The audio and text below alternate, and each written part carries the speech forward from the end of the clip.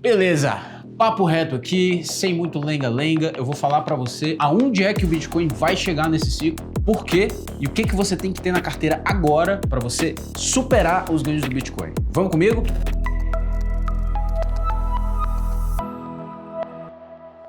Vamos lá, explicando aqui esse bull market em 3 gatilhos, certo? O Bitcoin aqui, ó, ele vai subir até por volta aí dos 120, 150 mil, possivelmente até mais, mas essa aí é mais ou menos a faixa de preço que eu tenho para esse ciclo aí, por volta de até 2025. 3 gatilhos. Número 1, ETFs. A gente viu lá 10 de janeiro, né, os ETFs sendo aprovados. Por que isso é um grande bafafá na indústria de cripto e até no mundo das finanças, né? Porque a partir de agora, as grandes instituições lá nos Estados Unidos, quem são as grandes instituições? Os bancos, os wealths, né, que é aquelas famílias com muito dinheiro, corporações, enfim, fundos de pensão também. Todas essas entidades com muita grana antes não tinham um canal para comprar Bitcoin.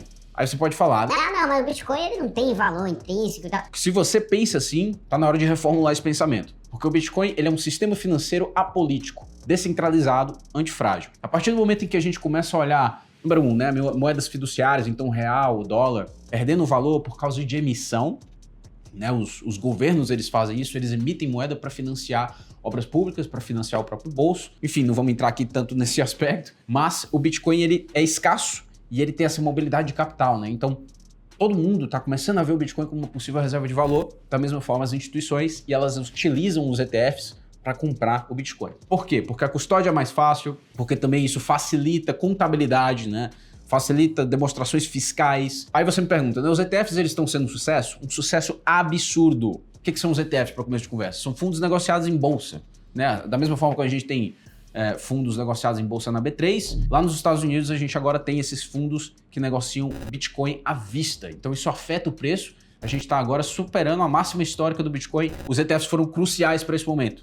Esse é o gatilho número 1. Gatilho número 2, o halving. O que é o halving? No Bitcoin, essa rede distribuída de computadores, né, em que cada um contabiliza as transações de todos ali naquela rede descentralizada, existe um mecanismo chamado halving. Quando eu mando uma transação para você, por exemplo, com esse Bitcoin aqui, eu tenho que pagar uma taxa para essa transação ser processada e alguém vai processar ela. Quem processa ela é um minerador, um computador lá que está rodando um software e aí ele faz a sua transação ser emblocada, né? Coloca ela num bloco. Daí que se tira o termo blockchain e é isso que blockchain tem a ver com cripto. Quando o minerador ele faz isso, ele ganha uma recompensa da própria rede, ou seja, mais Bitcoin é emitido na rede, né, por bloco minerado. O halving ele acontece de mais ou menos de 4 em 4 anos. E essa recompensa por bloco minerado ela cai pela metade. Ou seja, vamos voltar aqui para a economia básica, oferta e demanda. Quanto maior a demanda e menor a oferta de algo, mais o preço aumenta. O halving ele significa uma redução na oferta. Se eu fosse falar do techniquez aqui, né, seria uma redução marginal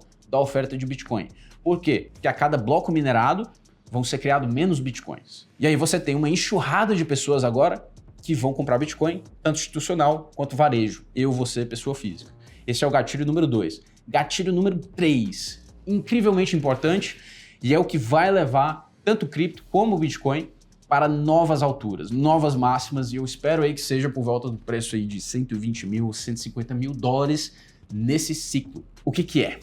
É os juros americanos, especialmente, porque os Estados Unidos é a grande nação, né, do capitalismo. Então, os juros americanos, eles ditam os juros basicamente para o resto do mundo. Qual é a trajetória dos juros aqui, né? Se você for pensar lá no Covid, o que aconteceu no Covid? A atividade econômica parou e o governo ele tinha que continuar financiando certos aspectos da economia para que todo mundo não quebrasse, né? Não morresse de fome. Por exemplo, a gente viu muito restaurante fechando as portas, a gente viu uma série de serviços e produtos fechando portas porque ninguém podia operar diante de um lockdown, diante de um vírus, correto? Então o governo ele começou a emitir moeda, ele começou a baixar juros, né? Os juros é o custo do dinheiro. Então se os juros está muito barato, você arrisca, né? Você vai atrás de risco no mercado. Por exemplo, vale menos a pena você ter dinheiro na renda fixa, correto? Então você, por exemplo, pode querer abrir um novo negócio, você pode querer abrir um novo hotel. A probabilidade de você pegar um empréstimo quando o juros está mais alto é menor. Quando o juros está mais barato, você tende a pegar esse empréstimo, arriscar. Da mesma forma funciona com ativos financeiros. Isso é muito verdade para cripto, que é sim uma classe de ativos muito arriscada, tem um pouco mais de 15 anos, né, se pegar o Bitcoin como referência. Então ainda é um debutante, né, ainda é um adolescente, está passando por uma série de mudanças.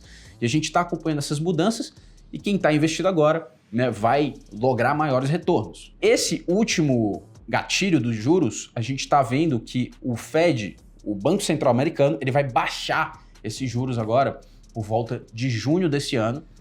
É uma probabilidade, não uma certeza, mas isso acontecendo, isso vai acontecer alguma hora neste ano, isso vai afetar profundamente o preço dos criptoativos, porque o mercado como um todo vai formar expectativas, vai ter um maior apetite para o risco, porque vai valer menos a pena, né? Vai valer menos você estar investido em renda fixa e mais em ativos de risco. Então esses 3 gatilhos, se você me acompanhou até aqui, é o que vai fazer o Bitcoin superar, dobrar o preço que ele está agora no momento. E inclusive, pessoal, os maiores ganhos em cripto não está nem em Bitcoin. Estão nas moedas alternativas, que é o que a gente chama de altcoins. E assim, cripto é um mercado aberto, não é como se fosse uma B3. Para você botar uma ação na B3, você tem que passar por uma série de medidas de compliance, você tem que falar com a B3, você tem que ter um monte de registro para você fazer aquele negócio formal e dentro da caixinha. Cripto não é assim, é um mercado aberto. Quem quiser criar uma moeda, pode criar, inclusive copiando o código de moedas que já existem.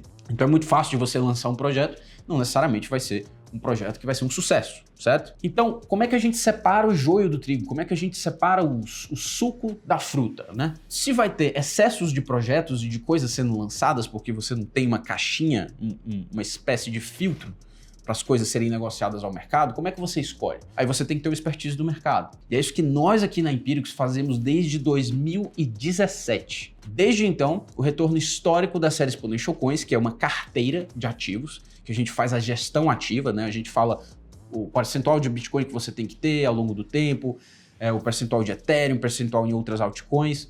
E a gente vai fazendo esse manuseio dessas alocações ao longo do tempo para você ter um retorno maior do que o do Bitcoin. E isso foi tão bem sucedido ao longo dessa história, né, desde 2017, que nós temos um retorno adicional em cima do Bitcoin de 400%. Walter, o que é 400%? É um retorno de 5 vezes acima do retorno do Bitcoin. Então imagina aí, se o Bitcoin ele vai se valorizar um monte, a nossa série está entregando 5 vezes de retorno a mais do que o Bitcoin, assim, as oportunidades elas estão aí para quem quer. E se você quer essa oportunidade de saber como se expor de forma segura a esse mercado que é super arriscado, você precisa ter o know-how. A gente tem um link que está aqui embaixo desse vídeo para você conhecer a série e aproveitar esse momento único no mercado. Boa! Essa é a tese para o bull market de 2024 e 2025. Se você gostou do vídeo, manda aquele like, dá uma ajudada, fala para o algoritmo que você gosta da gente, beleza? Forte abraço, até a próxima!